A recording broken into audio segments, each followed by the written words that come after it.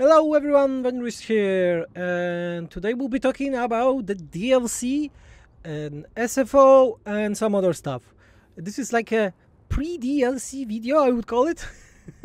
I won't be talking about the drama today. If you are here for the drama, then no, I'm not going to talk about the drama. I just want to have a brief summary of things that we saw about the Shadows of Change DLC, very brief. Then show you some stuff about going to the SFO, because we are in the works of quite big update right now, and some other stuff. Yeah, so let's hop in. On the 31st of July, we will be having a new DLC, Shadows of Change.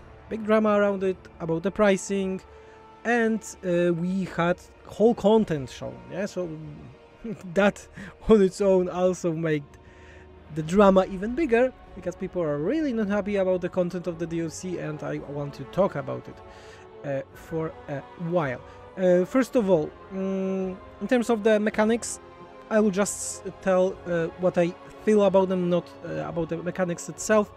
Changeling, I think on paper it's a very interesting idea. It's an idea that I would say on par with Nakai, but after my experience with Nakai, I can say that I'm afraid that this is a gimmicky faction. This is the really one-time faction, or even the faction that you won't be playing more than few turns.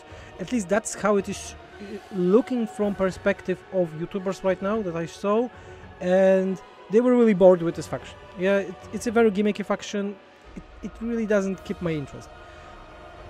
I don't know. Well, maybe it will be way better. Yeah. Next we have Yuan Bow. Yeah, Yuan Bow. This is quite interesting thing, because it's called the compass. Yeah, the compass. The compass was changed to the matter that it has just more options, and you unlock them with the landmark. I think this is a good change. Shame that it was just not added to all the Cathayans. And the other one is just a snitch, spy actions, shadow dealing, just change, yeah, into new stuff with some things, like you can take the garrison army outside. This is okay. I think this is okay. This is good reuse of a mechanic. I think it's fine. It's fine in that terms. In terms of the units, I will talk about the units after the mechanics. The last one is Mother of Stankia. I think it is just a Grom. Yeah, it is just a changed Grom. It's okay. It's not bad. It's okay, but it's looking okay, as I said. It's nothing really groundbreaking for me. I saw it like was okay. It's not okay. I will say okay again, just to be sure. About the units, Vortex Beast looking amazing. The Cockatrice nice. Xanagors look like shit. Cathay units, we have Jade Lions. I think it's looking nice. War Drum, it's just War Drum. Onyx Crowman, okay, also it's an okay unit. Celestial General, other thing that I will talk about in a minute. Kislev, I really like those elemental units. The Akshina ambushers are totally not in style of Kislev, in my opinion, like totally not. Incarnates are fine, but only would be fine if there would be only Ostanka units, not for other faction, because it will be strange for others to use. But this is about the DLC whole, like you don't have a Hag Lord, but you don't have basic Kislev units, but also can recruit boyars, and it's like, what the fuck is happening here? So yeah, it's weird as fuck. Other thing is that from at least what we saw in terms of the YouTubers, DLC is pay to win. I know someone will say this is not a strictly online game. This is a single player game, but I totally fucking not agree with that, because DLC that makes the base factions way weaker in compared to those DLC is a pay to win for me. Such a pay to win DLC was Grom and the Punch. Grom and the Punch? Warden and the Punch. Warden and the Punch, where Grom was so freaking overpowered in terms of, compared to the rest of the green skin, there was zero incentive. And in Vanilla, it's still zero incentive to play other green skin faction if you can just play Grom and you can confederate the rest. And you get all the bonuses, yeah, or even better, thanks to his stuff. And this is how this is looking, yeah. Celestial General skills that were shown by the YouTubers are absurdly strong. In terms of one skill is giving like 60% increase of his melee damage. I know he's a Foot Lord, but no legendary lord in a base game right now, in any DLC even, doesn't have such powerful skill that increases his damage by 60%. So this is absurd, yeah. And also his skills are faction-wide. Generic lord that has faction-wide skills. Yeah, so this is absurd, yeah, in terms of the power creep. We know why it's being done, you know.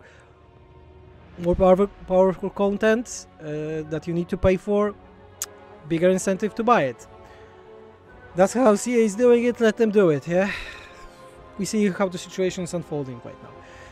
Other thing is that we have the... Let me go with the games. Warhammer 3. We have... Okay. Let me check. Warhammer 3. We had news. Of course, I forget. Yeah. where was it? Oh yeah. So 3 updates for the Kislev. Oh my god, this is like bad as fuck. Sorry. In Warhammer 1, maybe not Warhammer 1, but Warhammer 2, we were getting faction reworks. And when CE was saying that this update, this DLC will have faction reworks, people were really hyped on, because faction reworks were really amazing. Yeah, this is a big game that is drived right now, has to be drive like MOBA games, I would say. Some old factions, like characters in MOBA, need to get reworks so they are interesting again, so you can always get back to this content, especially that each DLC is giving new options, stuff like that, so it's good to add those new stuff to the old factions, maybe not everything, some small adjustments, so it's better. This is always good. So what are we going for those base factions, let's call it Cathay, Kislev, Tzeentch and Kislev. I said Kislev twice. So Kislev is getting new edict that makes that they are better working on chaos wastes. That's all. This is a good change, but this is extremely lazy and extremely boring change in my opinion. Maybe it's just me, but as I said.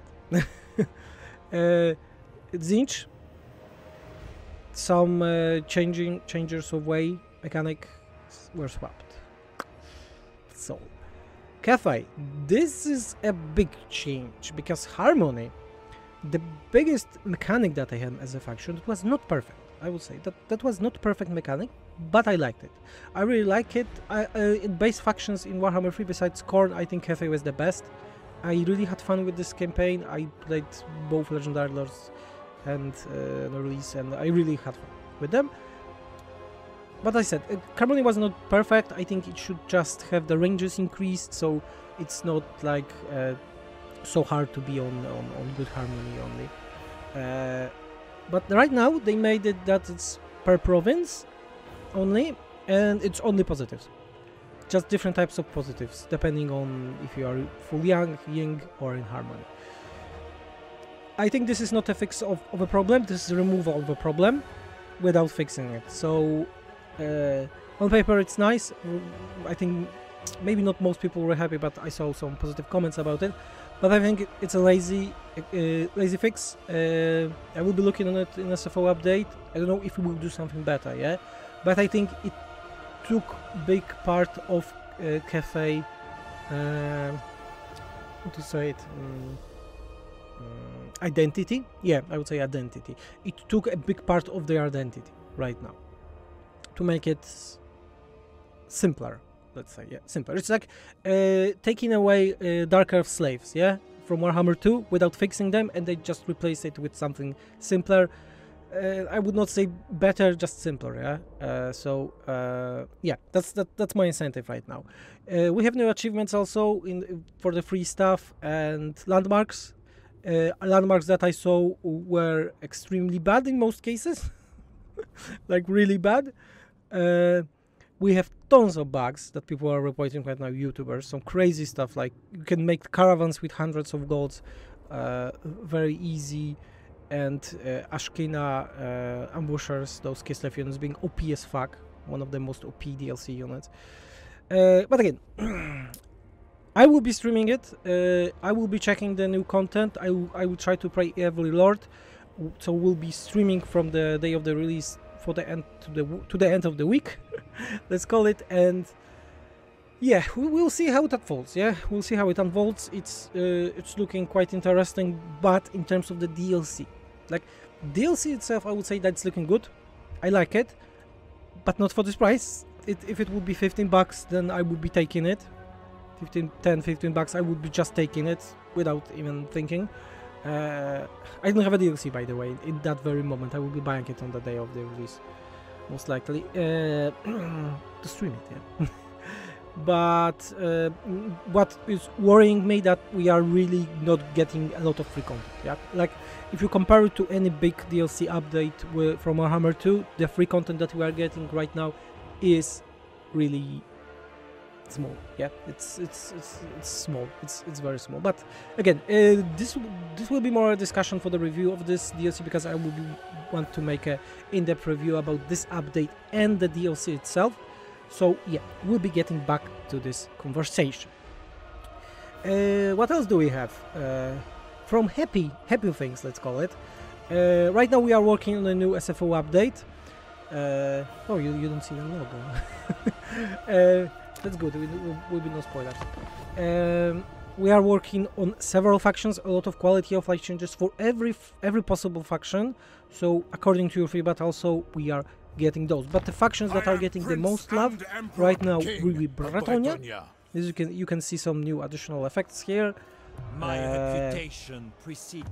Next one, the faction that we are also changing, maybe not as much as Bretonia, because we changed this faction a lot in the past, but we think that it requires some love and is not getting promised love from CA for over a year and a half, that since the release of Warhammer 3, is Norska.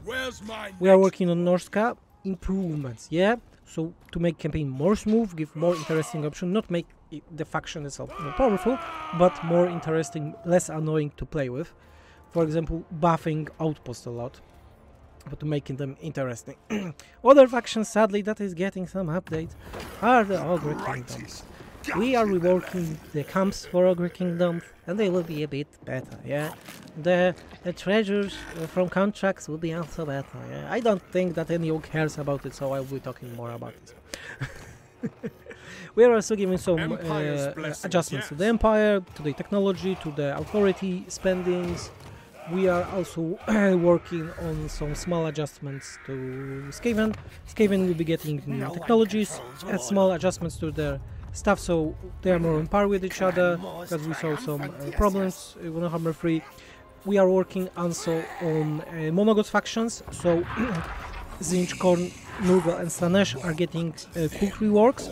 So those cool buildings that you are getting will have way more major role. They will be getting some faction bonuses, and there will be actual choice to get them, and more cults, more power, and so on. Nurgle, we are reworking some of his economy, because we are not happy with his economy. The cycle economy won't be anymore, but it will be, buildings will be still cycling, but you will see what it will be. Yeah? From tests, it's less annoying. It is for now. What else? From SFO stuff. On this Thursday, so when the DLC is releasing, I will be streaming it, and we will be making live art drawing. It's called Shimon Off will be making art for the main theme for this SFO update, and yeah, I will be playing, and you will be able to see live also when he's drawing stuff. We have the contest right now, So we have a competition to winners are getting a DLC and art made, handmade, drawn by Simon for you as a reward in such a style. Yeah. What else do we have? I think it would be all. I think it would be all. The last thing that I would like to say is that the thing that you are going to see right now that is not working. Yeah, it is working. This is a glimpse of my game, Whispers of the Eyeless. Since last you saw and I was talking about the game, it really went bigger. I would say more interesting and just better.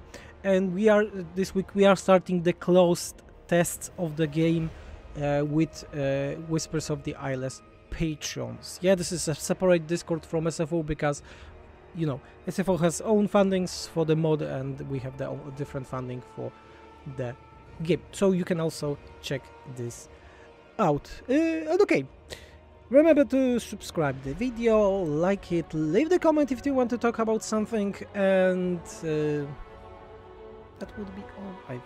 Oh, there was also the bell, you need to hit it somewhere there. Yeah. That was Venus and I'm out.